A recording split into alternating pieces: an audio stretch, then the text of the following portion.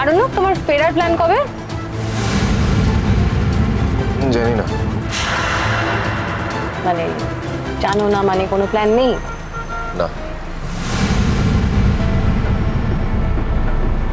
এখনো তো জায়গাটায় গিয়ে পৌঁছতে পারলো না, গিয়ে তো আবার প্ল্যান করবে।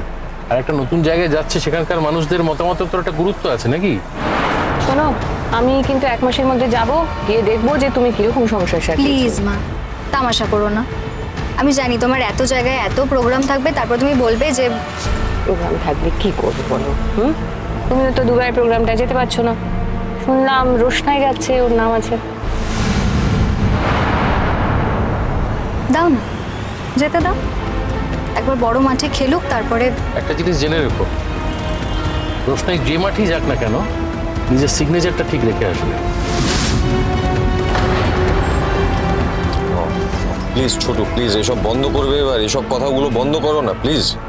তখন থেকেই বলে যাচ্ছ, যে যেখানে যাওয়ার তাকে ভাবতে দাও না। আমরা এত ভাবছি কেন? ভাবার কি দরকার আছে?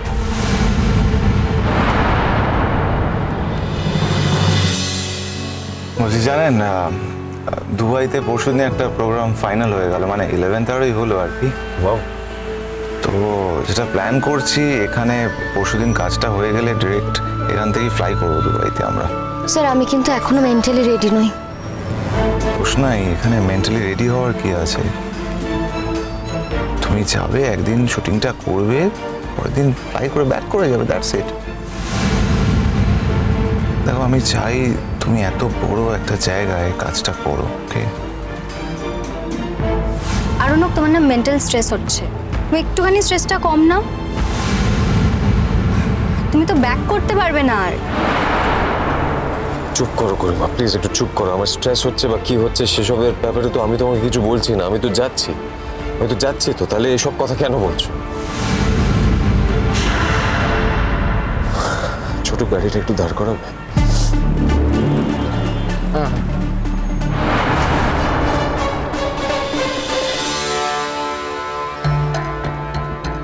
কি করা যায় বলুন তো? হ্যাঁ, একটু হেল্প। ছোটু, রোশনাই, তুমি এখানে? হ্যাঁ আমি তো কাজে এসেছিলাম, কাজের লোকজনরা আমার সাথে আছে, কিন্তু দেখো না, হঠাৎ করে বাচ্চা অসুস্থ হয়ে পড়েছে, আমি কি করবো কিছু বুঝতে পারছি। সুস্থ হয়ে পড়েছে। স্যারজি কি হয়েছে? হ্যাঁ রোশনাই, তুমি এখানে? হ্যাঁ আপনার কি হয়েছে স্যারজি? ছোট, ওকে বলে দাও আমার কিচ্ছু হয়নি। কি হয়েছে ওনার? আরে শরীর থাকলে তো শরীর খারাপ হবেই, এত টেনশন করার মতো কিছু হয়নি। তোমরা যাও না, আমাকে ছাড়ো। রোশনাই সোম থেকে রবি প্রতিদিন রাত 10টায় স্টার জলসায় ও জিও হটস্টারে।